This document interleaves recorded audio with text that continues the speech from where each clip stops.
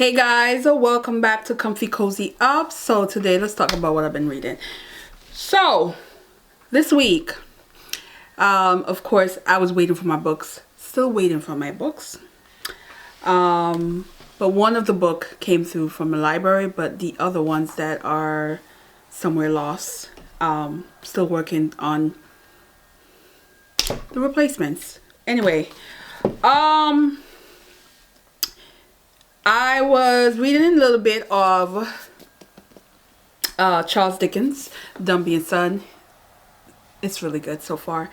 I'm not that far in, just about here, which I reread the sections that I had read years ago, and so it's about 107. I'm on page 107, and all I can say is poor Florence and her wretched father, because this man is just unbelievable how he's treating his daughter.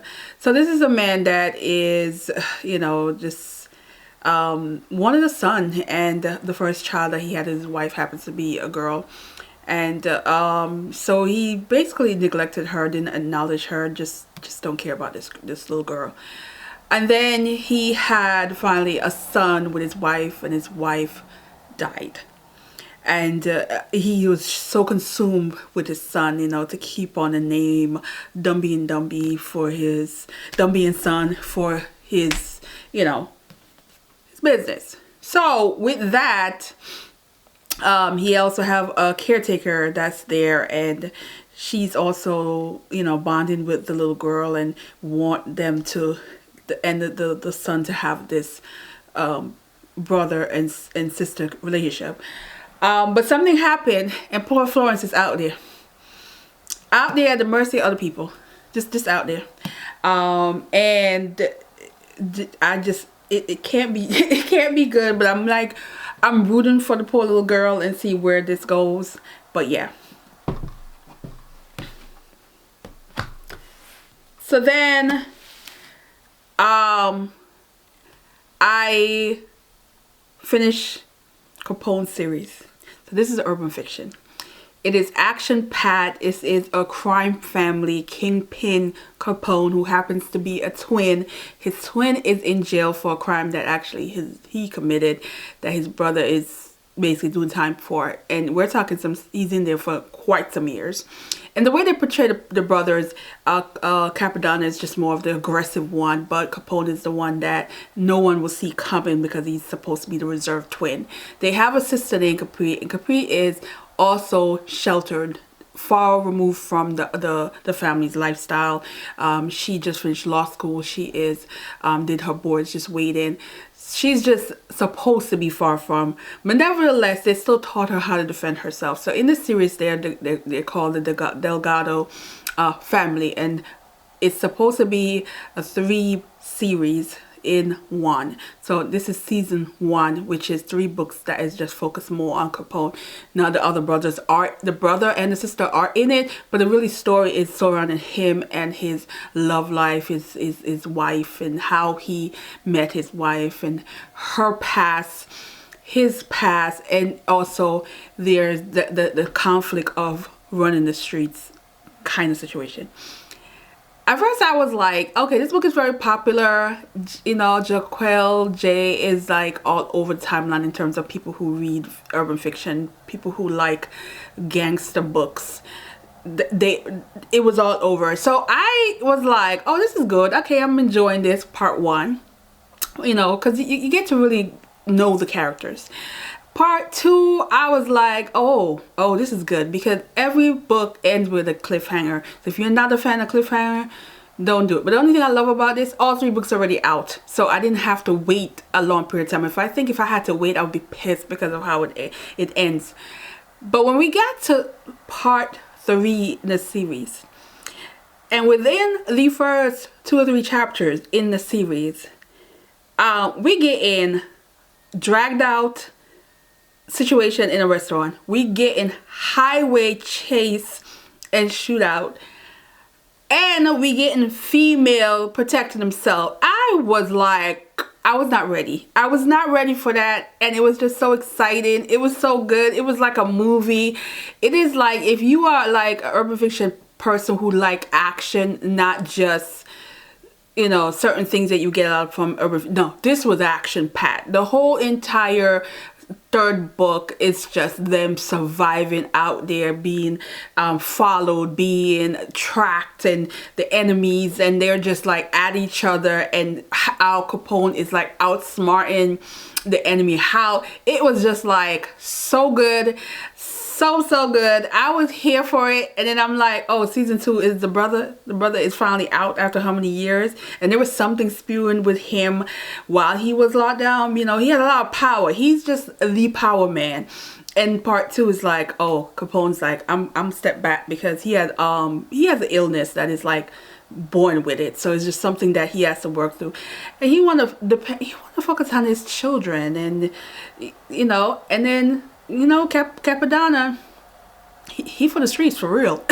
So I'm excited to get into him, but I did not want to get into his storyline because I knew I was gonna be hooked. And when I looked, his storyline got 5 books in it. I said, nope, let me just slow down, because these are like my guilty pleasure between the other stories. And I said, let me slow down before I get to them. And then I picked up from the library when they told me it was in Flesh, and this is David Zale.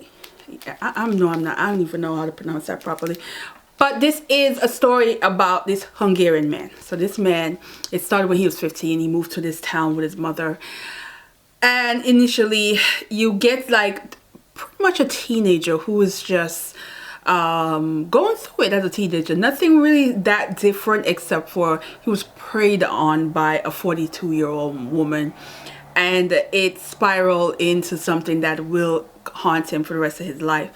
What I find interesting so far, because I'm only I'm deep in, I'm chapter 5, 133. He is someone who is just living and not knowing what he's doing while just living, right? It's like life is just happening to him. You know, he's, you know, get involved in very tricky relationships, where he's wanted but not needed kind of situation. He's questioning, not even questioning, he's just performing sexual things or demands from other people, and very brutally honest in terms of he's just responding to someone asking him a question, and truthfully answering it, but not really knowing that maybe some things should be kept to himself, that kind of deal. There are some things that's happening in this where you feel like this is someone who you don't quite understand, because you think there's a depression going on there, but then when you think of his entire life, it doesn't feel like depression. It just feels like his view on the world is just different from what a normal person's view on the world would be. And there are people who are like that, but it's who gravitate to them becomes a concern. Who prey on them is where it becomes a major concern in people who are like him, where, you know, they're just living and not knowing how to navigate life through people who are not good for them. And in this case, it seemed to always be a woman who is just getting him into very crazy situation, and you're just hoping that nothing worse happened, because the first one was just ended in tragedy, and then this time I'm like, oh God, let me see how this is gonna happen. I'm enjoying this. It's very character driven. It's not really having a certain plot line that you would think, but it is giving me very much a Booker, and I know there's going to be a twist somewhere, or aha moment in this, I can tell, but we'll see. I am not done. This is going to be probably all weekend. Maybe the next video should be done, and I will give you guys the rundown, because I need to get to Capadonna. I need to get to some action packed. So I'm gonna get to this, but the main character, I like him in a weird way, where it's like, oh man, he just needs a really good person in his life. That's how I feel. But we'll see. We'll see. Second book off the list. And of course, it's a library copy. So I don't have that much, you know, they don't give us that long to read this. But I'm hoping to get to it soon. Finish it soon, sorry. And give you how, I don't even remember how you pronounce his name. Is it Hisvan? Hisvan? I gotta figure out how to pronounce his name. But yeah, we finished that. So yeah, and I will keep reading more of this because this is a long read. I will be reading this the entire month.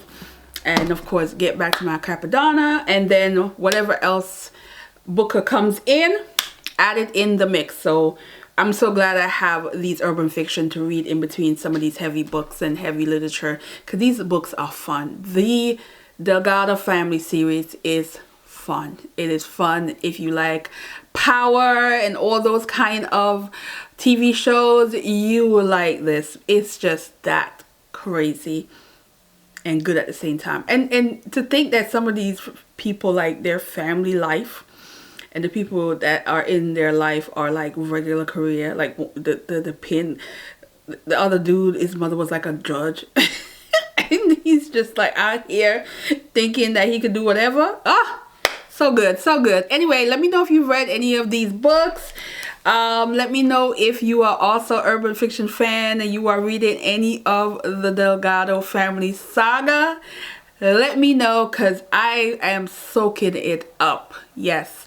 All right, guys. See you guys in the next one. I am hoping to start some another denim jacket. I have one summer project left, just one summer dress that I want to make with the another African fabric that I was gifted, and then I will be focusing on blazers and my mom's birthday dress. She sent me a picture of what she likes, so I have to hack a pattern to come up with the design that she wants. And then I also have my own birthday dress, because my birthday is in October, the first week. So I have that to deal with. But then there's also a lot of festival, Caribbean Literary Festival in September, Brooklyn Book Festival in September, Labor Day weekend. There's and some other things. It is a lot of stuff going on, but this is usually what happens at this time of the year. So I'm going to spend most of August like craft. Oh, I gotta make some bags. I have to make some bags. There's bags that I promised 2 people and didn't make it. My mom also promised a bag. I also need to quilt 2 of the bags. So I have a lot going on. Plus my mom's coming to visit, so I'm excited for that as well.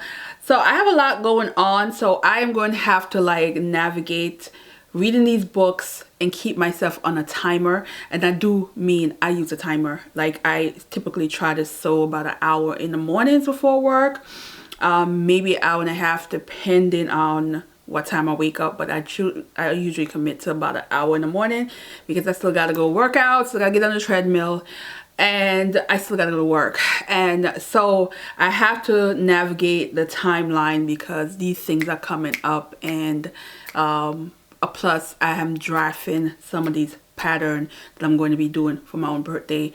I have an idea what I want to do for a dress, and then my mom's dress, of course, I have to hack that. So there's a lot of measurements and things that I have to do, but I will show you guys some of this things that I'm doing. And yeah, so I'm excited for the next couple of weeks, especially next month, and also next week my mom's here. So hopefully I vlog. Hopefully I do a full week vlog with my mom here, and stuff she wants to do that she's trying to get me to do.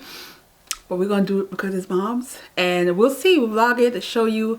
And yeah, so I am going to get back to editing this and then finish cleaning and upload, so you guys will see this video the day I'm recording, which I'm so happy I found a way of uploading without having to wait hours. Yeah. All right, guys, see you in the next one, and thanks for watching. Bye.